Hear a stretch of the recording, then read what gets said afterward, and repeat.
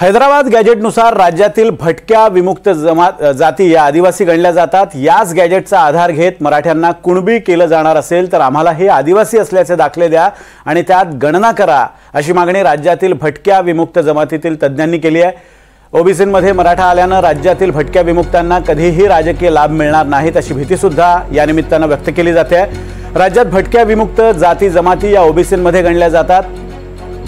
कर्नाटक आणि आंध्र प्रदेशात मात्र या जातींचा समावेश आदिवासीमध्ये केला जातो। त्यामुळे आम्हाला सुद्धा महाराष्ट्रात आदिवासी याच प्रवर्गात घेऊन आम्हाला एसटीचं आरक्षण द्या, अशा स्वरूपाची मागणी सध्या जोर धरू लागली आहे। आणि याच विषयी आपल्याला आज चर्चा करायची आहे आणि या चर्चेमध्ये सहभागी होत आहेत ॲडव्होकेट अरुण जाधव, राज्य समन्वयक आहेत भटके विमुक्त समितीचे। जाधवजी, आपलं स्वागत आहे। नमस्कार। लक्ष्मण गायकवाड आहेत, ज्येष्ठ साहित्यिक। गायकवाडजी, आपलंही स्वागत आहे। हरिभाऊ राठोड माजी खासदार आहेत। हरिभाऊ, आपलंही स्वागत आहे आणि आपण चर्चेला सुरुवात करणार आहोत। या निमित्तानं सुरुवात मी करतोय अरुण जाधव, ॲडव्होकेट अरुण जाधव यांच्याकडून। जाधवजी, तुम्ही जी मागणी करताय की जर या हैदराबाद गॅजेटचा उपयोग करून मराठ्यांना कुणबी दाखले मिळणार असतील तर याच गॅजेटमध्ये जिथं उल्लेख आहे 23व्या पानावर की बंजारा हे आदिवासी समाज म्हणून त्याच्यात गणला गेलेला आहे, असं असताना जर आंध्र आणि तेलंगणामध्ये आम्हाला एसटी मधून आरक्षण असेल तर इथे सुद्धा एसटी मधून आरक्षण द्या, अशी मागणी केली जाते। नेमकी मागणी काय तुमची हे अगोदर आम्हाला सांगा।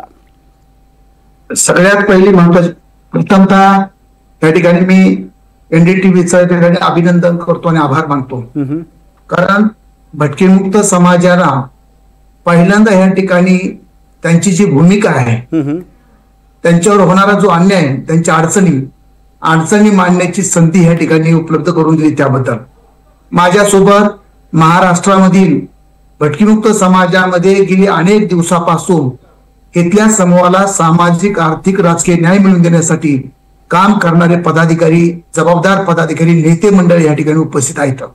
खरं तर सगळ्यात पहिली महत्वाची गोष्ट अशी आहे, मराठा समाजाला आरक्षण मिळालं त्याबद्दल आमचं काही कुठल्याही पद्धतीचा विरोध नाही, त्यांना मिळालं त्याबद्दल आमचा काही विरोध नाही।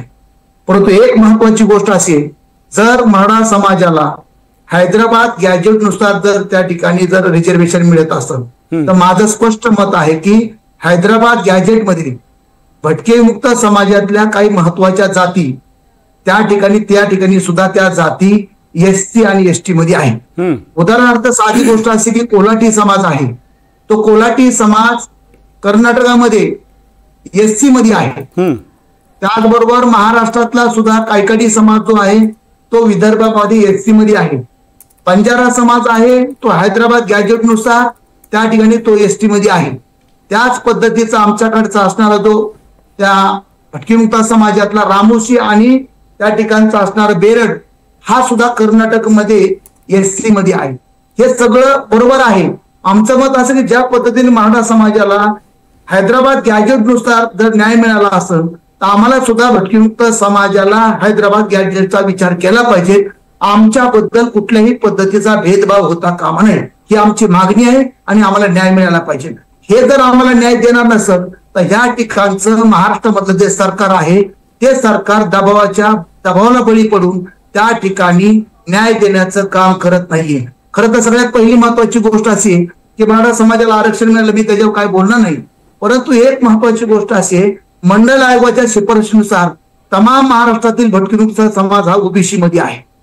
विचार करा, इथला मदारी, ज्या मदारी समाजाला अजून राहायला घर नाहीये, जागा नाहीये, स्वतःच कुठल्याही पद्धतीचे नागरिकत्वाचे पुरावे नाही, त्या ठिकाणी त्या समाजाची आणि मराठा समाजाची बराबरी कशी होईल? अनेक भटकेमुक्तातल्या ज्या जाती आहेत, मसनजुगी आहे, कोलाटी आहे, छोट्या छोट्या जाती आहेत, त्या जातींची आज बी काय अवस्था आहे ती आपल्या सगळ्याला माहिती आहे। आणि अशा परिस्थितीमध्ये या ठिकाणी या समाजाला या ठिकाणच्या राज्यकर्त्यांच्या सोबत नेऊन बसवलंय। गेली अनेक दिवसापासून महाराष्ट्रामध्ये सगळ्यात मोठी सत्ता त्यांची आहे, आमदार त्यांचे, खासदार त्यांचे, सभापती त्यांचे, जिल्हा परिषद अध्यक्ष त्यांचे, सगळ्यात जास्त मुख्यमंत्री त्यांचे, सगळं मंत्रिमंडळ त्यांचं, आणि हे सगळं असताना सुद्धा त्या समाजाच्या बरोबरीला नेऊन या ठिकाणी भटकेमुक्ताला बसवणं या ठिकाणी हे बरोबर नाहीये। हे पूर्णपणे चुकीचं आहे. विशेषतः सगळ्यात पहिली महत्वाची गोष्ट आहे की त्यांचं ताट वेगळं केलं पाहिजे आणि आमचं ताट वेगळं केलं पाहिजे. अशोक अग्रवाल जी समिती आहे त्या अशोक अग्रवाल समितीमध्ये क्लिअर कट काही गोष्टी मांडलेल्या आहेत. या ठिकाणी या देशामध्ये भटकीमुक्तांच्या हितासाठी अनेक आयोग तयार झाले, कितीतरी आयोग तयार झाले, पण ह्या देशामध्ये कुठल्याच आयोगाची शिफारशी लागू होत नाही. आयोग तयार केला जातो, त्याचा रिपोर्ट येतो, पण त्या रिपोर्टची अंमलबजावणी केली जात नाहीये. ऍडव्होकेट जाधव मला हे सांगा की आतापर्यंत किती रिपोर्ट या संदर्भात, किती अहवाल आयोग तयार केले गेलेत आणि किती रिपोर्ट आतापर्यंत शासन दरबारी जमा झाले आहेत? 4 ते 5 रिपोर्ट आहेत. 5 रिपोर्ट आहेत की त्या 5ही रिपोर्टचा अहवाल तयार केलेला, दाखल केलाय, पण त्याच्यावर कुठलीही पद्धतीची अंमलबजावणी झाली नाहीये. ही सगळ्यात महत्वाची गोष्ट आहे. आपल्या सोबत हरिभाऊ राठोड सुद्धा आहेत. हरिभाऊ, हा तुम्ही आता लढा जो उभारलाय, नव्यानं उभारू पाहताय, पण यामुळे तुम्हाला असं वाटत नाही का एकीकडे तुम्ही ओबीसी आरक्षणात मराठ्यांचं मागच्या दारानं शिरकाव होतो अशा स्वरूपाचा आरोप करताय आणि ओबीसी आरक्षण वाचवलं पाहिजे असं सुद्धा म्हणताय, आणि दुसरीकडे त्याच ओबीसी प्रवर्गातून निघून तुम्हाला एसटी प्रवर्गात जाण्याची इच्छा आहे. असं असताना ओबीसी आरक्षणाचा लढा कुठे ना कुठेतरी कमकुवत होईल अशी भीती वाटत नाही? नाही, आमची इच्छा आहे म्हणून नाही, कायदा म्हणतो. कायदा काय म्हणतो, दोन गोष्टीचा मी उलगडा करतो आणि नव्याने म्हणजे आपल्या समोर आणतो. कदाचित अनेकांना या गोष्टी माहित नसेल. मंडल आयोगाचा रिपोर्ट जो आला आहे, तर मंडलनी असं म्हटलं होतं की काही जाती ज्या आहेत, जशा भटके म्हणजे बंजारा, विशेषतः बंजारा, वडर, भोई वगैरे 2-3 जाती, आताच अरुण जाधवनी सांगितले 2-3 जातीची नावं या भटक्या युक्तामधल्या. त्याच्याबद्दल असं म्हटलं आहे मंडळ आयोगाने, या जाती खऱ्या अर्थाने एससी आणि एसटीचे सगळे जे मापदंड आहेत ते पूर्ण करतात. खरं म्हणजे त्यांना एससी एसटी मध्ये घ्यायला पाहिजे होतं, परंतु आता आम्ही त्यांना ओबीसी मध्ये टाकतो आणि त्यानंतर सरकारने याच्याबद्दल एससी एसटी बद्दल त्यांचा विचार करायला पाहिजे, हे मंडळ आयोगाने आपल्या अहवालामध्ये सांगितलंय. आता हैदराबाद गॅजेटच्या निमित्ताने ही जी मागणी पुढे आलेली आहे आणि अरुण जाधवनी जे सांगितलं बरोबर आहे, त्यांनी जे विश्लेषण केलं अगदी बरोबर आहे, पण त्याच्या पुढे एक पाऊल जाऊन मी एक गोष्ट आपल्याला सांगू इच्छितो. ज्यावेळेस रिऑर्गनायझेशन म्हणजे या द्विभाषिक राज्याची निर्मिती झाली आणि मग आपण जो हा भाग आहे मराठवाडा, तो द्विभाषिक म्हणजे आधी मुंबई प्रांतामध्ये आला, नंतर 1 मे 1960 हरिभाऊ तुम्ही थोडंसं नॉर्मल व्हा, तुम्हाला कदाचित त्रास होतोय, तुम्ही पाणी वगैरे प्या, तुम्ही नॉर्मल झालं. बोला.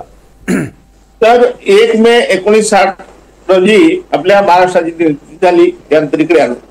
पण कायदा असा म्हणतो, जेव्हा रिऑर्गनायझेशन झालं म्हणजे राज्याचं, तर 1 नोव्हेंबर 1956 रोजी हा जो भाग आहे मराठवाडा, नांदेड असो, बीड असो, उस्मानाबाद असो, परभणी, संभाजीनगर, तर हा भाग जो आला मराठवाड्यामधून इकडे महाराष्ट्रामध्ये, तर तो कायदा असा म्हणतो, कारण आमची मागणी होती त्यावेळेस की बाबा आम्हाला एससी एसटीचं जे आरक्षण आमचं कायम राहिलं पाहिजे, तर त्याचा कायदा असा म्हणतो की अशा काही जाती त्या पूर्वी त्या राज्यामध्ये, पूर्वीच्या राज्यामध्ये जे आरक्षण घेत होते ते आरक्षण त्यांना कायम राहील अशा प्रकारचा कायदा म्हणतो. आणि मग आता ते आरक्षण जे आहे पूर्वीचं, जसं आपल्या तेलंगणा आणि आंध्रा, त्याच्यामध्ये बंजारा समाज क्लिअर कट शेड्यूल ट्राईब मध्ये आहे. आणखी काही जाती आमचे लक्ष्मण गायकवाड सांगतील त्यांच्या वक्तव्यामध्ये, आणखी काही जाती आहे भटक्या मधल्या त्या शेड्यूल ट्राईब मध्ये आहे. तर आमची मागणी आता अशी आहे की मग आम्ही कायद्याने आणि हैदराबाद गॅजेटनी सुद्धा आणि मंडल आयोगाच्या शिफारशी सुद्धा या 3 गोष्टी आम्हाला मिळालेल्या आहेत, ज्यामुळे आता आम्ही बंजारा समाज असो, आमचा भटका विमुक्त समाज, विमुक्त समाज विशेषतः या जो 1871 साली क्रिमिनल ट्राईब म्हणून घोषित झाला होता, आम्हाला खरं म्हणजे ट्राईब विलासी हा गमतीचाच भाग आहे. म्हणजे म्हणजे नोमॅटिक ट्राईब्स आणि डिनोटिफाईड ट्राईब्स असं ट्राईब्स म्हटलं जाते, पण ट्राईब्सच्या सवलती आम्हाला दिल्या नाही. म्हणून निश्चितच आता जी मागणी जोर धरू लागली आहे ती फार जोरात पुढे येणार आहे आणि मराठा आरक्षणाच्या निमित्ताने ते निश्चितच मराठा आरक्षणाच्या निमित्ताने तुम्ही सुद्धा ही मागणी रेटू पाहताय आणि त्या तुम्हाला यश मिळेल अशी तुम्हाला अपेक्षा वाटते. लक्ष्मण माने आपल्यासोबत आहे. मगाशी मी उल्लेख करताना लक्ष्मण गायकवाड असं चुकून केला. उपराकार लक्ष्मण माने आपल्यासोबत आहेत. माने सर, आपलं स्वागत आहे. आत्ता जो एक मुद्दा मांडला गेला होता की आपल्याला एसटी मधून हे आरक्षण पाहिजे, पण आता मंडल आयोगाच्या शिफारसी साधारण 90च्या दशकात लागू झाल्या. त्या अगोदरपर्यंत आपल्याला म्हणजे या समाजाला कोणत्या समाज घटकातनं आरक्षण मिळत होतं की आरक्षणाचा लाभच मिळत नव्हता? आरक्षण ही गोष्ट ब्रिटिशांच्या काळामध्ये म्हणजे भारत स्वतंत्र झाला, कॉन्स्टिट्यूशन आल्यावर शेड्यूल तयार झाल्या, पण शेड्यूल तयार होण्याच्या अगोदरचा विचार केला तर ब्रिटिशांनी 1871चा जो गुन्हेगार जमाती कायदा केला होता, त्या गुन्हेगार जमाती कायद्यानुसार हे समाज कल्याण खातं अस्तित्वात आलं होतं. त्याला डिनोटिफाईड म्हणत असेल. तेव्हा पुण्याची जी इमारत आहे त्यांची मुख्य, ती सुद्धा त्या काळामध्ये आमच्या लोकांच्यासाठी आहे. त्या सामाजिक न्याय खात्याचा जन्मच मुळी या भटके मुक्त जमातींच्या पासून झालेला आहे. त्याच्यामुळे त्या सवलती तर त्यांना मिळाल्याच पाहिजे होत्या, परंतु त्या मिळाल्या नाहीत. पुढे क्रमानं बंद होत गेल्या. ठाणे कमिशनच्या नंतर या सवलती बंद होत गेल्या आणि जे आम्हाला गव्हर्नमेंटचे पैसे, गव्हर्नमेंट ऑफ इंडियाचे पैसे मिळत होते तर तेही बंद झाले. म्हणजे आम्हाला राज्य सरकारनं स्वतंत्रपणे यादी, आमची थर्ड शेड्यूल ज्याला म्हणता येईल की भटकेमुक्तांची यादी तयार केली आणि त्याला 4% राखीव जागा ठेवल्या. तर आम्ही त्यावेळेला लहान असतो काय, आम्ही काही त्यावेळेला मोठे नव्हतो. आमच्यात शिक्षणाचं प्रमाण काय होतं, आज जर अजून 1% अजून झालेलं नाही तर त्या काळात काय असणार, आमच्यात शिकलेलं कोणी नव्हतं. त्याच्यामुळे आम्हाला कुठे घालतायत, कुठल्या याद्यांमध्ये घालतायत, काय मंडल आयोग आणि काय काय या समाजाला माहिती आहे. त्यातले 4 शिकलेले लोक आहे, ते जे सांगतील ती ही समाजाची माहिती आहे. त्या अज्ञानाचा मोठा भाग आहे. आजही अज्ञान प्रचंड आहे, अशिक्षितपणा आहे. तर या सगळ्यामुळे या समाजाला कळतच नाही की आपण कुठल्या यादीत गेलं पाहिजे, काय केलं पाहिजे. म्हणजे आम्हाला अगोदरपासून ज्या सवलती होत्या त्या गेल्या. आमच्यासाठी शाळा होत्या, मालतीबाई बेडेकर आमच्या शाळा टीचर होत्या सेटलमेंटमध्ये. त्या सेटलमेंटमध्ये एक कायदा होता, आमच्या शिक्षणाची व्यवस्था ब्रिटिशांनी केली होती, दरडोई आम्हाला ग्रँट होती. हे सगळं कुठे गेलं? हे स्वातंत्र्यानंतर वाढायला पाहिजे होतं, त्याच्याऐवजी ते संपलं. आणि सामाजिक न्याय खातं जे जन्माला आलं शेड्यूल तयार झाल्याच्या नंतर, त्याच्या अगोदरपासून आम्ही त्या सवलती आम्हाला होत्या. मग आमच्या सवलती गेल्या त्याचं कारण आमचं अडचणी पण होतं. आम्ही कुणी संघटित तर नव्हतो, आजही नाही संघटित. त्यावेळी तर अजिबातच संघटित नव्हतो, शिक्षण नव्हतं, त्यामुळे कळतच नव्हतं लोकांना. नेहरूंनी तारा तोडल्या 52 साली, तेव्हा आम्ही मुक्त झालो. देश स्वतंत्र झाला 47ला आणि आम्ही स्वतंत्र झालो 1952ला, 31 ऑगस्ट 1952ला. तर याचा अर्थ असा की आम्ही देशाच्या जेव्हा लिस्ट बनल्या, कॉन्स्टिट्यूशनच्या लिस्ट जेव्हा बनल्या, तेव्हा आम्ही लोक कुठे होतो? तर आमच्यातले बहुसंख्य लोक म्हणजे विमुक्त जमातींचे लोक हे ओपन जेलमध्ये होते ब्रिटिशांच्या. आणि त्यावेळेला आमचा कायदा आम्ही आतमध्येच होतो. आम्हाला सोडलं 52 साली. तेव्हा आम्हाला त्याच्यात का घातलं नाही, याच्यात काय घातलं नाही, हे प्रश्न सुद्धा निर्माण व्हायला आम्हाला 30 वर्ष लागली. म्हणजे 70-72ला आमचा पहिला माणूस शिकून बाहेर आला, तेव्हा या सवलती आणि काय हे सगळं जे त्याच्या संबंधी बोलायला लागला. तोपर्यंत का आम्हा लोकांना ह्याच्यातलं माहिती होतं? मला असं वाटतं की हा आम्हा लोकांवरती प्रचंड मोठा, आम्ही अल्पसंख्या असल्यामुळे, जर आम्ही संख्येने साहित्यबल असतो तर आमच्यावर हा अन्याय झाला नसता. कारण आमच्याबरोबर मातंग समाजाचे लोक होते ना या लिस्टमध्ये. मातंग समाजाला शेड्यूल कास्ट मध्ये घातलं. त्याचप्रमाणे आदिवासींच्या जमाती सुद्धा आमच्यामध्ये होत्या ना. म्हणजे लमाण होते आमच्या बरोबर सेटलमेंट मध्ये, म्हणजे क्रिमिनल ट्राईब ऍक्ट मध्ये. तसे मग ते सगळे कोलाम पण होते, कोरपू होते, कोलाम होते, कातकरी होते. हे सगळे आमच्या लिस्टमध्ये क्रिमिनल ट्राईब मध्ये होते. मीना होते, हे सगळे क्रिमिनल ट्राईब मध्ये होते. हे उचलले आणि शेड्यूल ट्राईब मध्ये त्याच्या राज्यांनी घातले. महाराष्ट्राने का केलं नाही? तर जाब विचारणारच कुणी नव्हतं. पण गेली 50 वर्ष हा जाब विचारण्याचं काम मी, माझे सहकारी, माझ्या अगोदर 2 जनरेशन झाल्या, एक भीमराव जाधवांची, त्यानंतर दौलतराव भोसलेंची, आणि आता माझी 3री. म्हणजे मी, हरिभाऊ, आम्ही सगळे 3ऱ्या जनरेशन मधले लोक आहोत. 3 जनरेशन आम्ही लढतो आहोत. आता हैदराबादच्या त्या गॅजेटचं निमित्त आम्हाला मिळालं. का निमित्त मिळालं? तर आतापर्यंत राज्यकर्ते आम्हाला कात्रजचा घाट दाखवत होते. ते आम्हाला असं सांगत होते की हे बाहेरच्या राज्यांचं आहे, इथं आम्ही कसं लावणार, त्याच्यामुळे आम्हाला गप्प बसायला लागत होतं. आता आमचं म्हणणं असं आहे की जर तुमच्या जातीने प्रेशर निर्माण केलं, सत्ताधारी जाती जर तुमच्या अंगावर आल्या, तर तुम्हीच कसे मार्ग काढलेत. आता कुठलंही गॅजेट आली, आता कुठलं हे बॉम्बे गॅजेट आलं, हे सातारा गॅजेट आलं, त्या औंधचं गॅजेट आलं, हैदराबादचं गॅजेट, आमच्यासाठी का नाहीत आली? 50 वर्ष आम्ही टाचा गाजतोय, आमच्यासाठी का नाही आली? तर ती आली नाहीत. आता तुमच्यासाठी आलीत ना, तर मग ज्या कायद्यानं तुम्ही मराठ्यांना सवलती दिल्यात त्याच कायद्यानं, म्हणजे हैदराबादच्या त्याच कायद्यानं तुम्ही आम्हाला द्या. कारण बाहेरच्या राज्यातला रेफरन्स तुम्ही वापरताय ना, मग बाहेरच्या राज्यातला रेफरन्स तुम्ही वापरत असाल तर ऑल इंडियातला वापरला पाहिजे. म्हणजे आम्ही दिल्लीत कुठल्या स्टेटमध्ये असू तरी आम्हाला महाराष्ट्रात 70% आमची सवलत मिळाली पाहिजे, कर्नाटकाची आम्हाला सवलत मिळाली पाहिजे. म्हणजे आमची राज्य जी आहेत त्या राज्यांमध्ये इतरत्र आम्हाला सगळीकडे शेड्यूल कास्ट किंवा शेड्यूल ट्राईब मध्ये घातलंय. बंजारा तर ऑल इंडिया बंजारा, म्हणजे Kashmir to Kanyakumari Banjara schedule caste आहे किंवा शेड्यूल ट्राईब आहे, फक्त महाराष्ट्रात नाही. कैकाडी ही ऑल इंडिया ट्राईब आहे.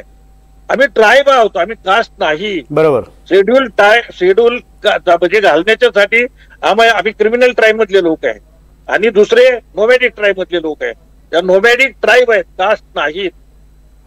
माने सर आता मला हे सांगा, आता ओबीसी समाजाचे नेते म्हणजे आता जी आपण दृश्य पाहतोय स्क्रीनवर, ही दृश्य बारामती मधली आहेत. बारामतीमध्ये लक्ष्मण हाके यांनी एक मोर्चा काढलेला ओबीसी आरक्षण वाचवण्यासाठी. आता मुद्दा असा आहे की लक्ष्मण हाके किंवा इतर जे ओबीसी नेते आहेत, छगन भुजबळ असतील किंवा इतर ओबीसी नेते, यांचं असं म्हणणं आहे की आता ओबीसी आरक्षण वाचवण्याची गरज आहे. तर अशा वेळेला तुम्ही ओबीसींसोबत राहून आवाज बुलंद करणार की स्वतंत्रपणे तुमची मागणी रेटून देणार? मी स्पष्ट शब्दात सांगतो, आम्ही ओबीसी नाही, आम्ही 12 बलुतेदारांच्या मध्ये नाही, 14 अलुत्यांमध्ये नाही, आम्ही गावगाड्याचा भाग नाही, आम्ही गावगाड्यात कुणी नाही. आम्ही सगळे रानावनामध्ये माळांमध्ये राहणारे, वड्याकडेला राहणारे, गावकुसाच्या बाहेर राहणारे आम्ही लोक आहोत. आम्ही काही गावात राहणारे लोक नाही, आम्ही बलुतेदार नाही. त्याच्यामुळे तुम्ही आम्हाला उचलून मंडल कमिशननं चूक केली की त्या मंडल कमिशननं आम्हाला त्याच्यामध्ये घातलं. आता हरिभाऊ म्हणाले की त्यांनी सांगितलं की नंतर सरकारनं करावं. नंतर कोण हरिभाऊ करते आपल्यासाठी? त्यांनी जर घातलं असतं तर आपल्याला कशाला आता वेगळं करायला मागायला लागलं असतं. त्या ओबीसीमध्ये आम्ही नाही, आम्हाला ओबीसीमध्ये घालण्याची चूक झालेली होती. त्या ओबीसीतनं आम्हाला पहिल्यांदा बाहेर काढा, नंबर 1. दुसरं, आम्हाला आमचं जे 5.5% रिझर्वेशन आहे, म्हणजे अ आणि ब भटकेमुक्तांमध्ये अ आणि ब जे आहेत मूळचे भटकेमुक्त, यांचं 5.5% रिझर्वेशन आहे. आमचं रिझर्वेशन आमच्या बरोबर आहे ना. आमचं रिझर्वेशन वाढवू पण नका, कमी करू नका. आहे हे 5.5% रिझर्वेशन, त्याला आदिवासी ब म्हणा आणि त्यांना आदिवासी अ म्हणा, त्यांचं काढून आम्हाला काही नको आहे. पण आम्ही ओबीसीत नाही राहणार आहे आता. कारण ओबीसी मध्ये जर मराठी येऊन बसणार असतील आता, तर म्हणजे आम्ही चेंगरूनच जाईल. आताच चेंगरलो आहोत. आणि कुठल्या पुढाऱ्यांनी फक्त दाखवायचा प्रश्न आला की भुजबळांपासून सगळे आम्हा लोकांची नावं घेतात, माळी, साळी, कोळी, कुणबी यांची नाहीत घेत, आमची नावे घेतात की आमच्यावर अन्याय चाललाय. म्हणजे अरे तुमच्या लिस्टमध्ये आम्ही आहोत, पण आमच्यासाठी तुम्ही काय केलं? पण माने सर, तुम्ही आता जो मुद्दा मांडताय की आम्हाला ओबीसी मध्ये, माने सर तुम्ही जो आता मुद्दा मांडताय की आम्हाला ओबीसी मध्ये राहायचं नाही, आम्हाला एसटीचं आरक्षण द्या. आता तुम्हाला ओबीसी मध्ये 5%, मला तुम्ही करेक्ट करा जर मी फिगर्स मध्ये काही गफलत करत असेल तर, आता ओबीसी मध्ये तुम्हाला 5% स्वतंत्र वेगळं रिझर्वेशन आहे, बरोबर? कोटा आहे 5.5% कोटा आहे. आणि तुम्ही आता असं म्हणताय की एसटी ए आणि बी असे 2 प्रवर्ग करून त्यातला एक प्रवर्ग आम्हाला द्या. म्हणजे तिथे उलट आरक्षणाची व्याप्ती कमी होते ना. आता ते इथे जर 5.5% रिझर्व्ह असेल तुम्हाला, 50%च्या आत बसतंय. आमचं 50%च्या आत बसतंय, 50%च्या पुढे जात नाही, जाऊ शकत नाही. त्यांना ऑलरेडी आम्हाला दिलेलं आहे ना 5.5%. आम्ही आता घेतोच आहोत. भटक्या जमातींना राज्य सरकारनं 5.5% जागा अ आणि ब ला दिल्यात, बरोबर. 5.5% जागा क आणि ड ला दिल्यात. आमचं म्हणणं असं आहे की धनगर वंजारी आमच्या लिस्टमध्ये आल्यामुळे बॅलन्स केला. हा समाज सगळा गरीब आहे आणि धनगर वंजारी समाजाच्या बरोबर कॉम्पीट करू शकला नाही. गेली 20-25 वर्ष आमच्या सगळ्या सवलती या वरच्या समाजाने घेतल्या. आता त्याच्याबद्दल माझी तक्रार नाही आहे, कारण सरकारनं त्यांना घातलं त्यात, ते शिकलेले आहेत, ते श्रीमंत लोक आहेत, त्यांनी आमचा फायदा घेतला तर त्याला सरकार जबाबदार आहे, त्या समाज नाही. त्यामुळे धनगर वंजाऱ्यांच्या बरोबर आम्हाला भांडण नाही करायचं, आम्हाला आदिवासींच्या बरोबर भांडण नाही करायचं, आम्हाला कोणाच्याच बरोबर भांडण नाही करायचं. म्हणजे तुमचं म्हणणं असं आहे का माने सर, तुमचं म्हणणं असं आहे का की धनगर आणि वंजारी हा समाज सर्वाधिक आरक्षण घेतोय आणि त्यामुळे आपल्याला आरक्षण कमी मिळतंय आणि आपल्या आरक्षणाची व्याप्ती कमी होते म्हणून आपल्याला एसटी मध्ये द्यायचंय? ऐका, नाही पवार साहेबांनी जेव्हा JR काढला तेव्हा अबकडे केला, हे मी त्याला साक्षीदार आहे, अबकडे केलं आणि त्यावेळेला असं सांगितलं की प्रत्येकाच्या जागा स्वतंत्र राहतील, कुणी कुणाच्या घेणार नाही असं ठरलं. म्हणून आम्ही त्याला संमती दिली की बा ठीक आहे घ्या, अ ब कड करा, पण अ तो ब घेणार नाही, ब तो क घेणार नाही, क तो ड घेणार नाही. बरोबर. या अटीवरती ते JR तसा सरकारनं काढला. पण नंतर युतीचं सरकार आलं आणि मुंडे आणि डांगे या दोघांनी तो JR बदलला, अंतर्गत संवर्ग खुले केले आणि अ नाही मिळाल तर ब घ्या, ब नाही मिळाल तर क घ्या, क नाही मिळाल तर ड घ्या. याच्यामध्ये अ ब मध्ये शिक्षणाचं पर्सेंटेज नाही आणि बाकी काहीच नव्हतं, त्याच्यामुळे यांच्या जागा नाहीत मिळत आहे, तर खालच्या जागा भरल्या गेल्या. ही वस्तुस्थिती आहे, मी काय खोटं सांगतो काय? हे जर धरलं असेल तर माझं एवढंच म्हणणं आहे, इनफ इज इनफ, झालं ते झालं, आता इथून पुढे नाही होणार आहे. आम्हाला क अ आणि ब स्वतंत्रपणे करून पाहिजे, क आणि ड च्या बरोबर आम्ही राहायची इच्छा नाही. त्याच्यात आमच्या समाजाचं नुकसान होत असेल तर त्यासाठी करायचं आहे. एक माने सर, माझा एक प्रश्न यावर आहे, तुम्ही असं एकत्र यावं याला आमचा पाठिंबाच आहे ना, पण आमच्या लढ्यावर पाय देऊन नाही.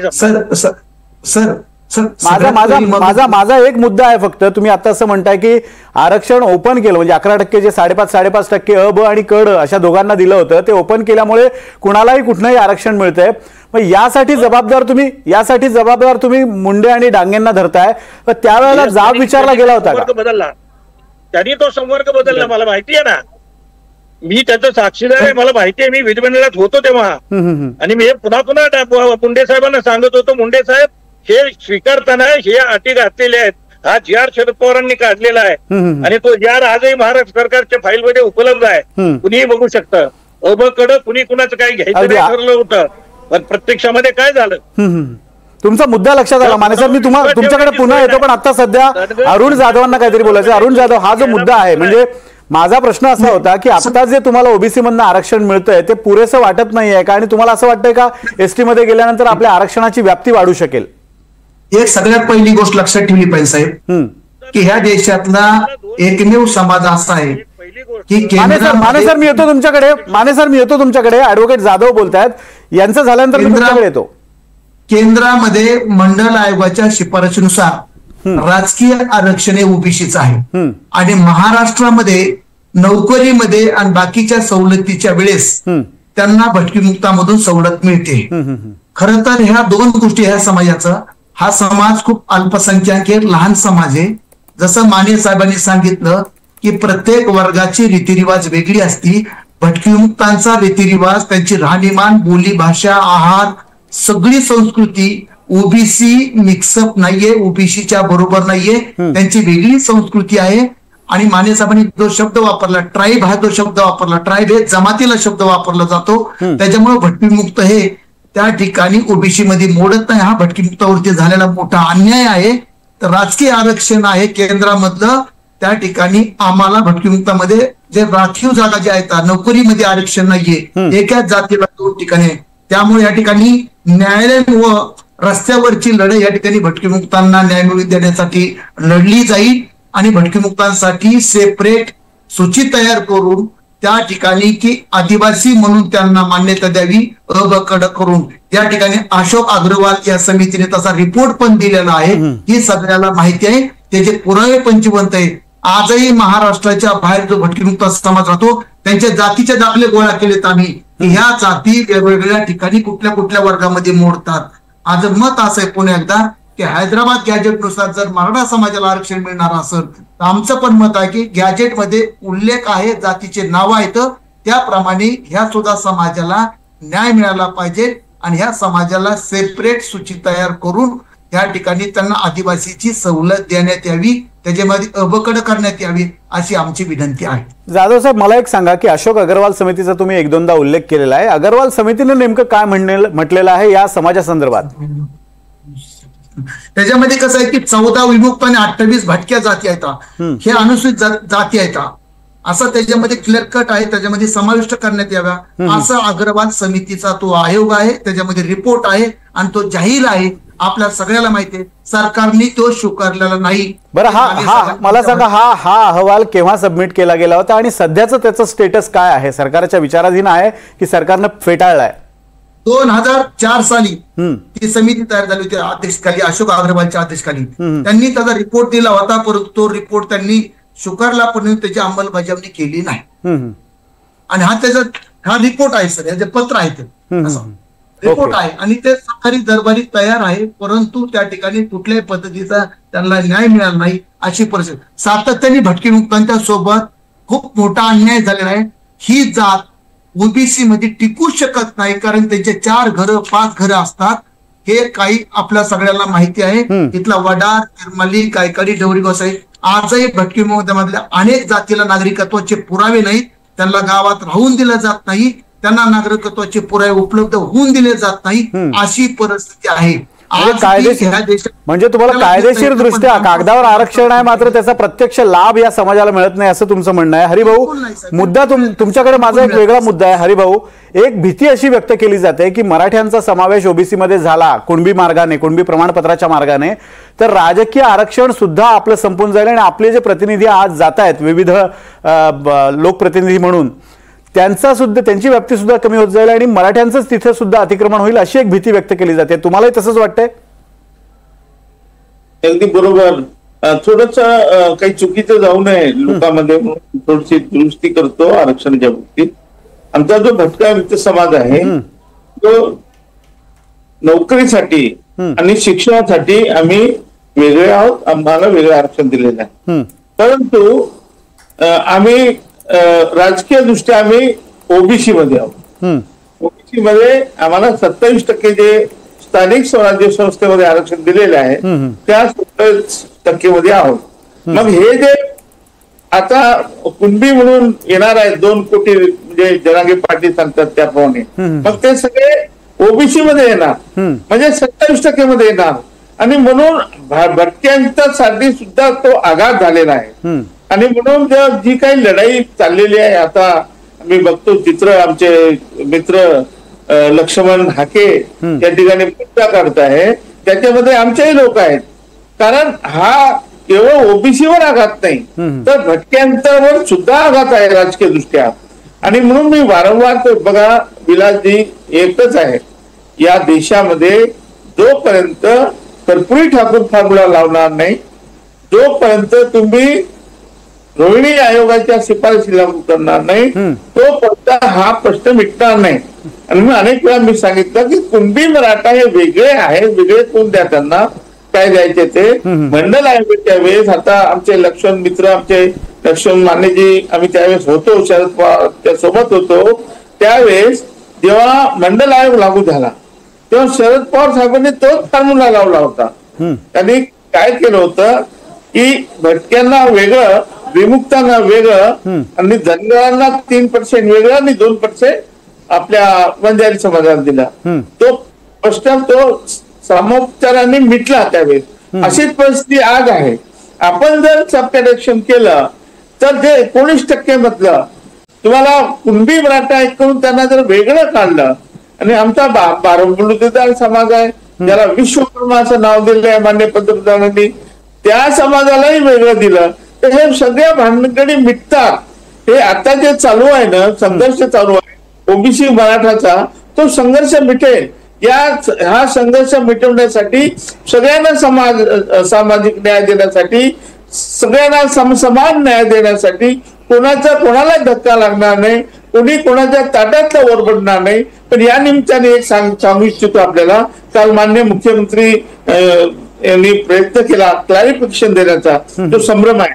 ते म्हणाले की आम्ही सरसकट दिलेलं नाही, ते म्हणाले की ओबीसी मधून धक्का लागणार नाही, ते म्हणाले आम्ही खऱ्या कुणब्यांना आम्ही हे देणार आहोत, आणि ते म्हणाले सगळे म्हणजे सरसकट दिला नाही. या तिन्ही चारही गोष्टी त्यांनी जे सांगितल्या काल, धक्का लागणार नाही आणि ते म्हणाले की ओबीसीचा ओबीसीला मिळेल आणि मराठाच्या मराठाला मिळेल. हे सगळं चुकीचं त्यांचं वक्तव्य आहे कालचं. माननीय मुख्यमंत्र्यांनी त्यांना कोणीतरी भ्रमित केलेलं आहे किंवा त्यांना तो GRच केलेला आहे.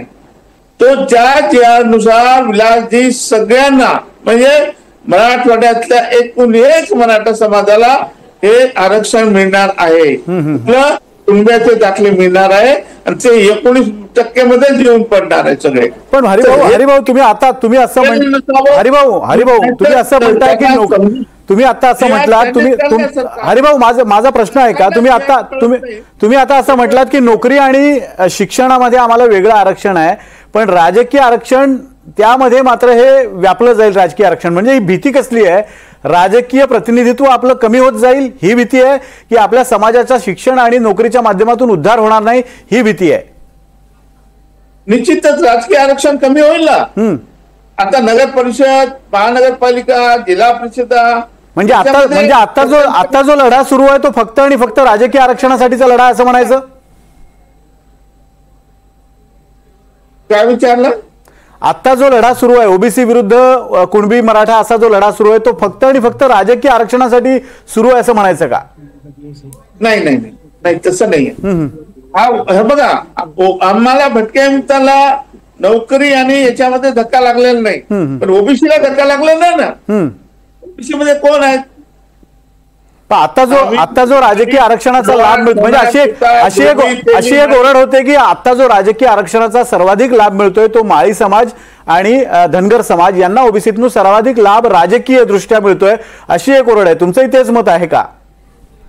त्यांना धक्का लागलाय, सगळ्यांना, सगळ्या ओबीसीना धक्का लागलाय. म्हणजे राजकीय दृष्ट्या सगळ्यांनाच लागलेला आहे. भटके विमुक्त, पाराबुरतेदार, ओबीसी, नावी, खातीवाडी, लोहार, सोनार, सुतार, धोबी, तेली, माळी सगळ्यांना लागलेला आहे. आणि म्हणजे शैक्षणिक दृष्ट्या आणि आपल्या नोकरीसाठी हा सगळा जो छोट्या छोट्या समाजाला मिळत होता ते आता 2 कोटी लोक येऊन पडतील कुठे 19% मध्ये.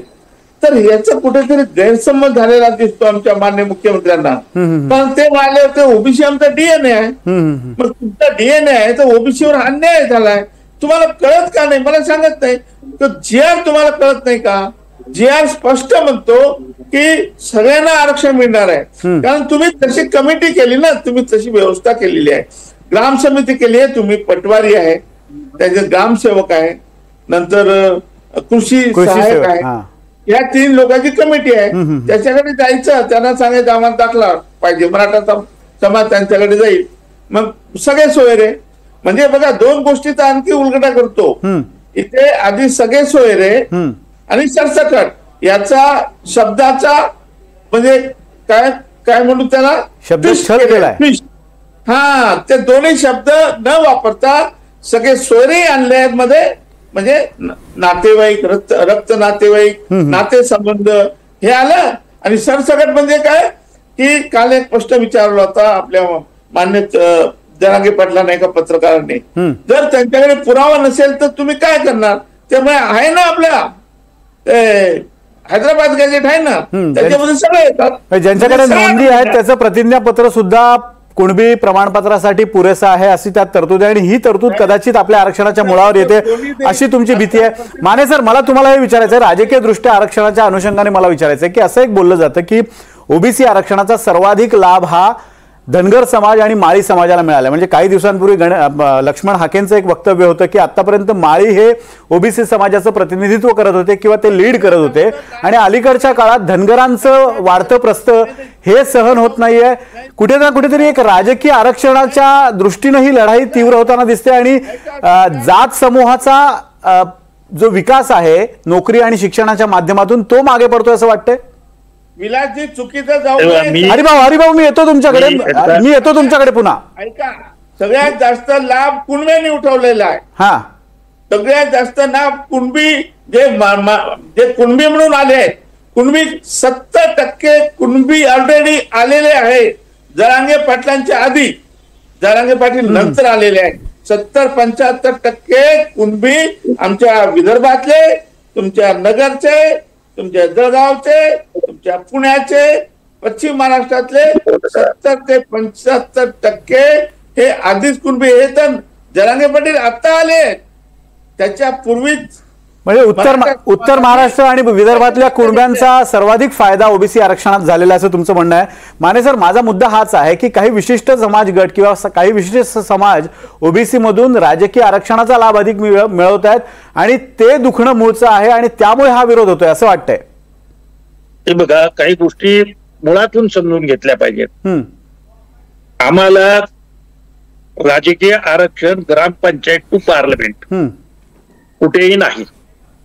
त्यामुळे आमचा प्रतिनिधी ग्रामपंचायत टू पार्लमेंट कुठेही नाही. तो ओबीसीत नाही, तो कशातनच नाही. त्याचं कारण आम्हाला स्वतंत्र रिझर्वेशन नाही, पॉलिटिकल रिझर्वेशनच आम्हाला नाही. त्यामुळे ग्रामपंचायत टू पार्लमेंट, मी एकदा आमदार होतो, तो मला शरद पवारांनी नॉमिनेट केलं होतं म्हणून मी आमदार होतो. अदरवाईज राठोड, किसनराव राठोड आमदार होते, ते नांदेडच्या चव्हाणांनी त्यांना आता आणलं होतं. आमच्यातनं निवडून जातात ते फक्त बंजारा समाजातले लोक जातात, तर ते एका जागेला स्थायिक आहेत, म्हणजे एक मतदारसंघामध्ये आहेत. त्याच्यामुळे हरिभाऊ राठोड वगैरे निवडून जाऊ शकतात. बाकीच्या समाजातले 42 जमातीला एकतरी माणूस मिळतो का? ग्रामपंचायत टू पार्लमेंट दाखवा मला. तेव्हा आम्ही कुणीही त्या भानगडीचे लाभार्थी नाही, आम्हाला त्या भानगडीत पडायचं पण नाही. ते लक्ष्मण हाके किती मोठे मोर्चे काढो आणि तो जरांगे किती मोठे मोर्चे काढो, आम्हाला त्याच्याशी काही मतलब नाही. आमचं म्हणणं स्पष्ट असं आहे की फक्त भटक्या मुक्त जमातींना आता आम्हाला आदिवासींच्या सवलती पाहिजेत, म्हणजे आम्हाला पॉलिटिकल रिझर्वेशन सुद्धा आमच्या लोकसंख्येच्या प्रमाणामध्ये मिळेल आणि ग्रामपंचायत टू पार्लमेंट आम्हाला सुद्धा प्रतिनिधित्व मिळेल. आम्ही मेनस्ट्रीम मध्ये येऊ आणि डेमोक्रेसीच्या घटनेच्या अंतर्गत येऊ. आज आम्ही घटनेच्या बाहेर आहोत.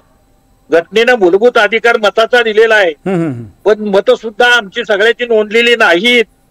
मला मोर्चे काढावे लागलेत की आमची मतदार याद्यात नावं घ्या म्हणून. तर तो गावचा माणूस म्हणतो तुमचे कुठं मतदान, तुमचं इथं काय आहे? तर आमचं कुठल्याच गावात काय नाही.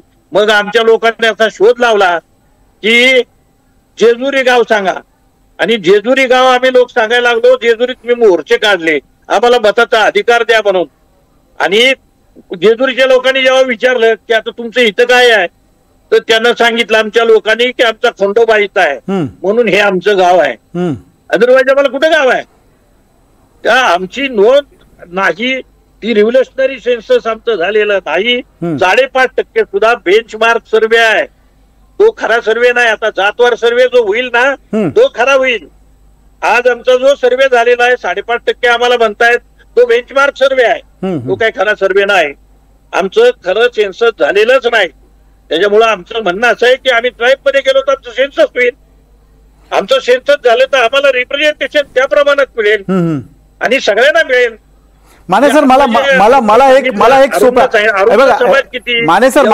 माने सर माझा प्रश्न आहे का तुम्ही? मला एक सोप्या शब्दात, मला आणि माझ्या माध्यमातून आपले जे दर्शक बघतायत त्या सगळ्यांना, म्हणजे लोकांना प्रश्न हा आहे की ओबीसी समाजातला हा जो भटकी आणि विमुक्त हा जो प्रवर्ग आहे यांना एसटी मधून आरक्षण का हवंय? म्हणजे मला आकडेवारीच्या माध्यमातून सोप्या भाषेत समजावून द्या की आता तुम्हाला जे आरक्षण मिळतंय ते किती टक्के मिळतंय आणि तुम्ही जर एसटी मध्ये तुमचा समावेश झाला तर काय लाभ होऊ शकेल, किती टक्के आरक्षण मिळेल आणि काय या दोघांमध्ये फरक आहे?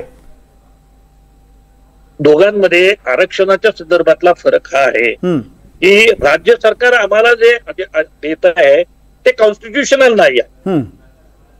जे शेड्यूल कास्ट आणि शेड्यूल ट्राईब हे कॉन्स्टिट्युशनल आहे, बरोबर.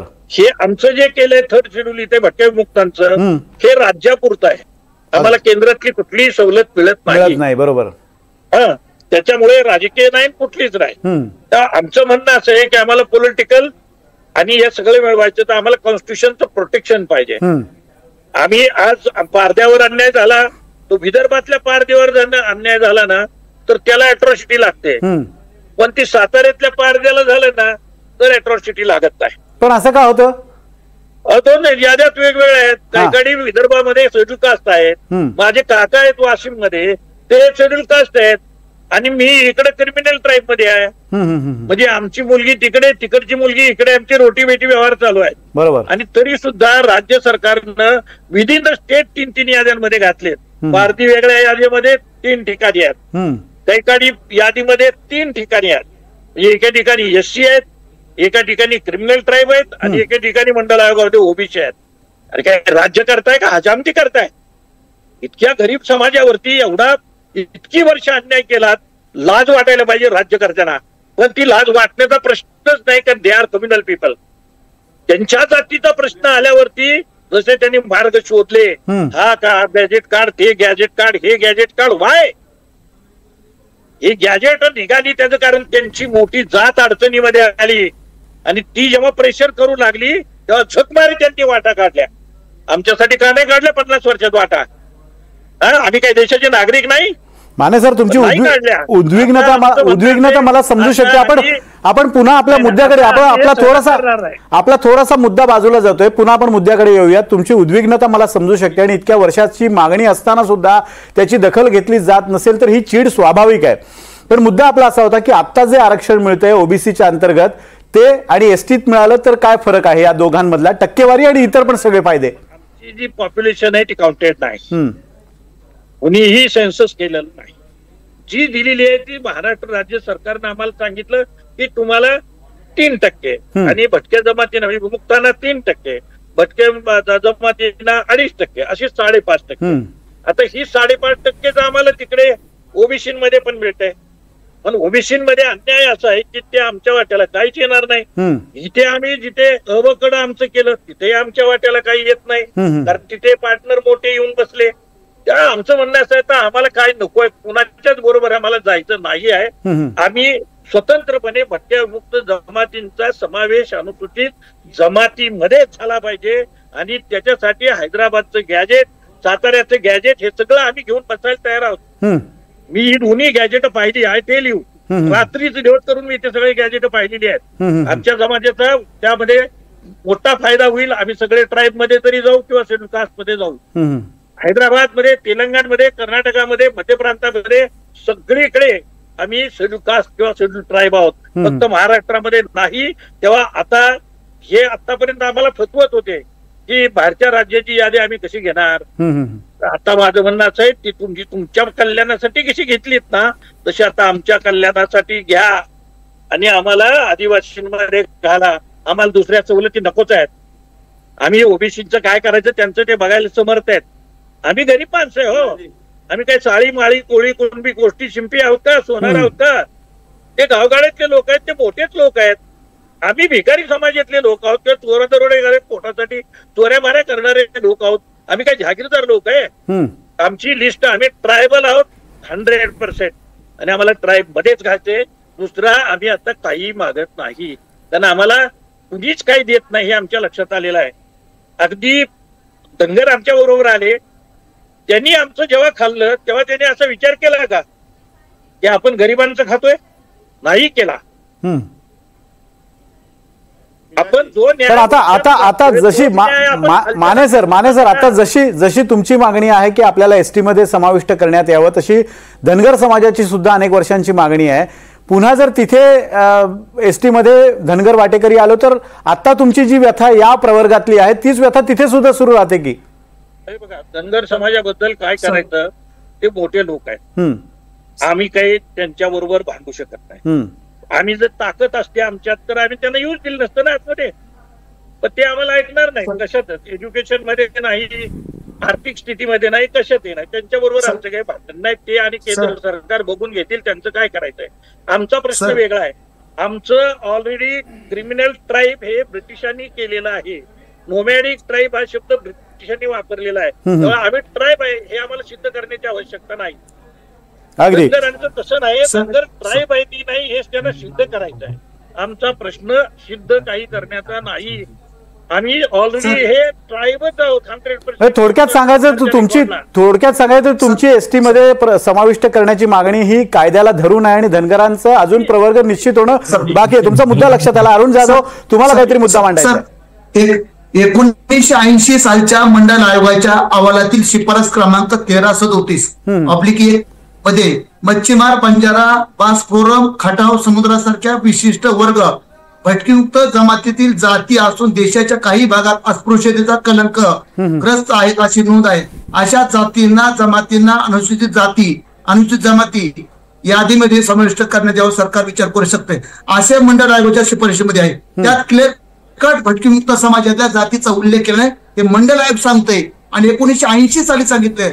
आज जे मंडळ आयोगाच्या मुद्द्यावर जो वाद आज महाराष्ट्रामध्ये जो पेटलेला आहे, त्या मंडळ आयोगाने 1980 साली सांगितलं की भटकीमुक्त या सगळ्या जाती ज्या आहेत मूळ भटकीमुक्त हे त्या ठिकाणी अनुसूचित जाती आणि जमातीचा जो काही क्रायटेरिया आहे, काही जो नियम आहे, त्या नियमामध्ये मोडतात असं मंडळ आयोगाने 1980 साली सांगितलेलं आहे.